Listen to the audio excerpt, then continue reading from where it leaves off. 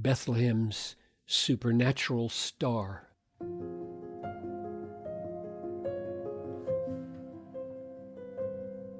Where is he who has been born King of the Jews?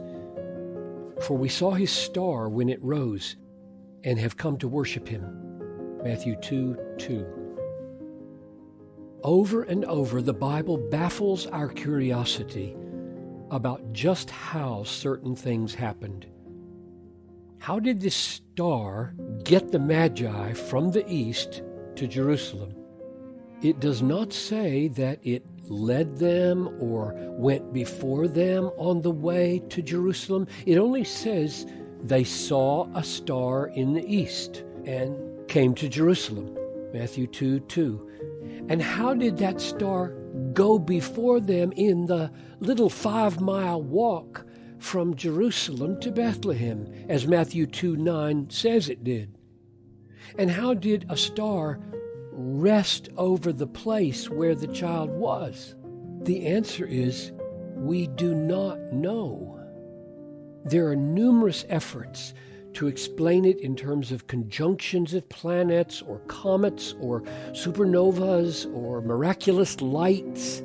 We just don't know.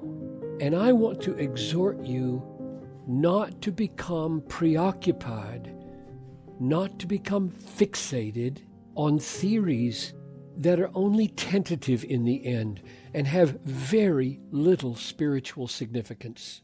I risk a generalization to warn you.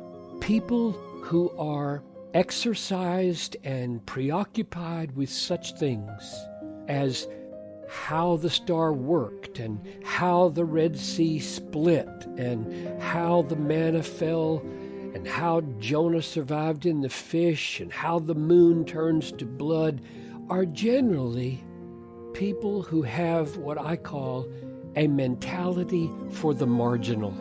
You do not see in them a deep cherishing of the great central things of the gospel, the holiness of God, the ugliness of sin, the helplessness of man, the death of Christ, justification by faith alone, the sanctifying work of the Spirit, the glory of Christ's return, the final judgment.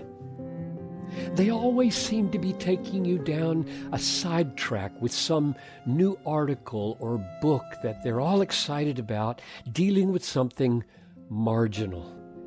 There is little rejoicing over the great central realities. But what is plain concerning this matter of the star is that it is doing something that it cannot do on its own.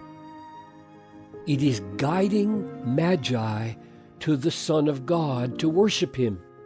There is only one person in biblical thinking that can be behind that intentionality in the stars, God himself.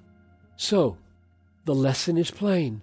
God is guiding foreigners to Christ to worship him, and he's doing it by exerting global, probably even universal influence and power to get it done.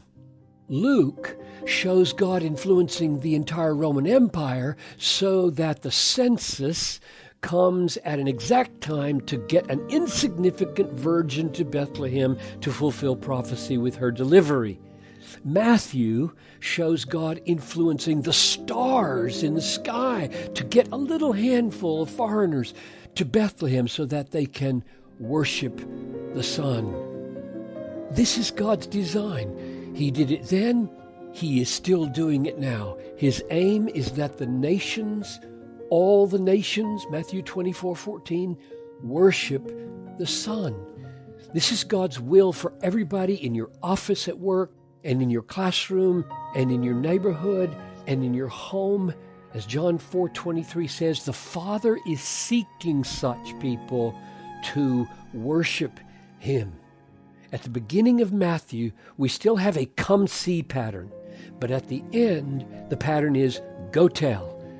The Magi came and saw. We are to go and tell. But what is not different is the purpose and power of God in the ingathering of the nations to worship the Son. The magnifying of Christ in the white hot worship of all nations is the reason the world exists.